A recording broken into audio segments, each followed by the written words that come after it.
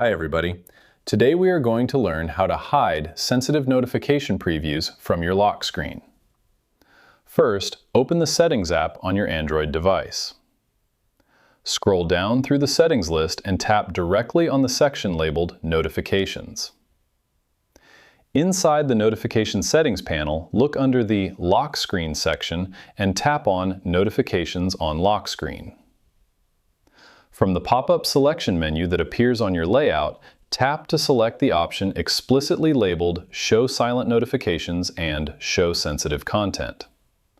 Alternatively, if you want to completely mask the actual content of all incoming alerts, tap on the option labeled Show on Lock Screen. The operating system framework will instantly apply the privacy rule to your live device profile configuration.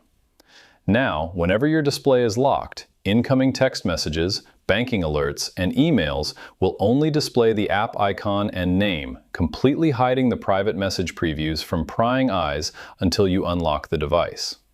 And that's it. I hope it helps you on your current and future project. Thank you for watching.